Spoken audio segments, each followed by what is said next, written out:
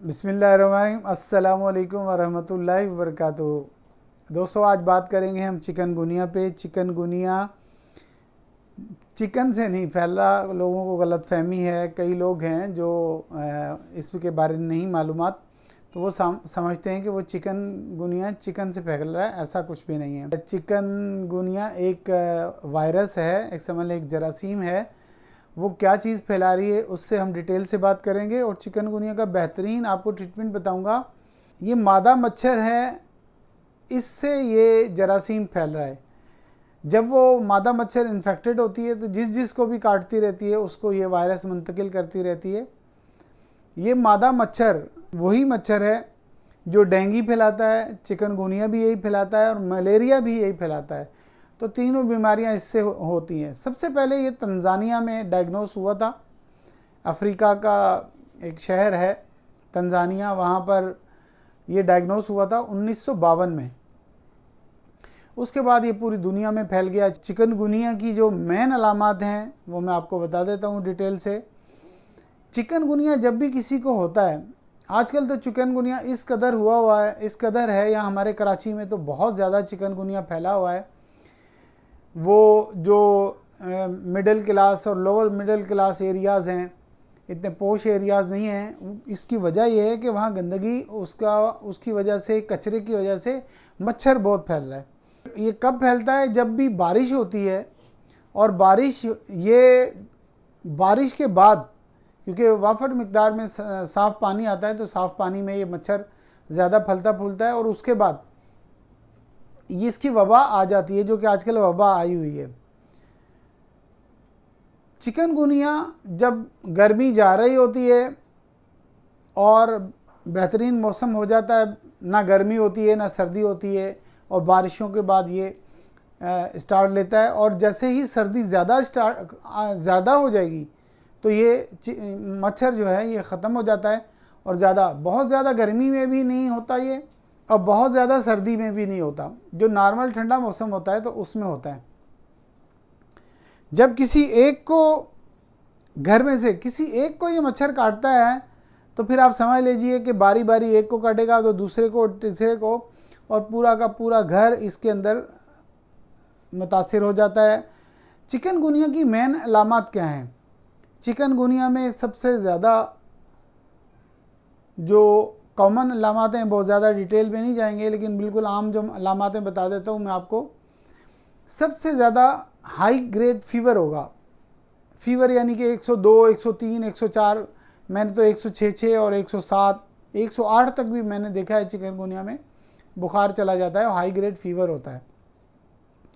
दूसरा, जोड़ों में स्टफनेस आ जाती है, सूजन आ जाती है, इन्फ्लेमेशन आ जाती है। जोड़ों में सूजन आने की वजह से मरीज़ मूव नहीं कर सकता।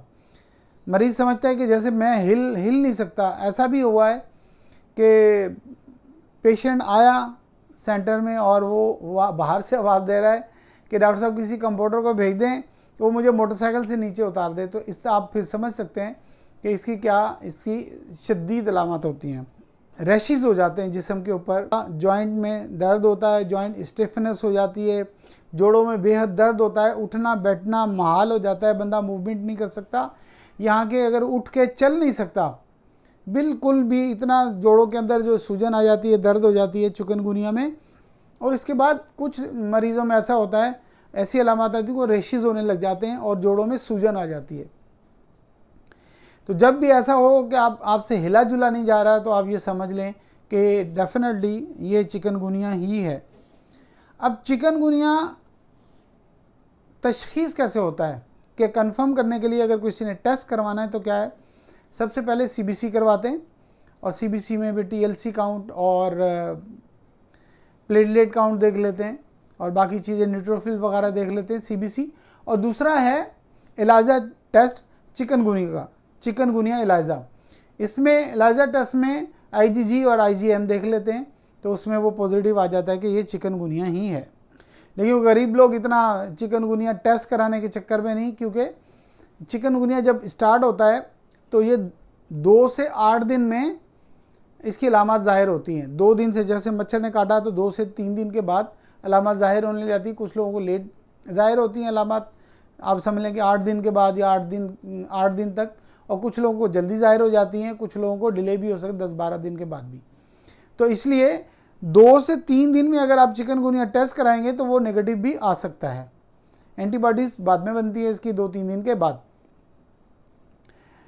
अब चिकनगुनिया का इलाज क्या है? चिकनगुनिया का इलाज सबसे पहले तो एंटीपायरेटिक दवाइयाँ हैं। जब आपको बुखार हुआ है तो सबसे पहले बुखार की दवाइयाँ देंगे, जब पैरासीटामोल है, आइबुप्रोफिन है, ब्रोफिन है, पोस्टान है, ये जितनी भी पेन किलर दवाइयाँ हैं इससे ट्रीटमेंट होता है। और उसके बाद जितना भी आपके जोड़ों में दर्द है और दर्द की दवाइयाँ दी जाती हैं। तो इसकी ट्रीटमेंट 2 तरह से की जाती है। एक तो बुखार की दवाइयाँ दे के की जाती है ताकि बुखार नीचे आ जाए और बुखार ठीक हो जाए, और दूसरा एनाल्जेसिक दवाइयाँ, जो दर्द की दवाइयाँ हैं वो दी जाती हैं। और बहुत सारी दर्द की दवाइयाँ हैं, हर डिफरेंट मरीज़ को डिफरेंट दवाई इफ़ेक्ट करती है। कुछ दवाइयाँ उनको सूट नहीं करती, कुछ दवाइयाँ।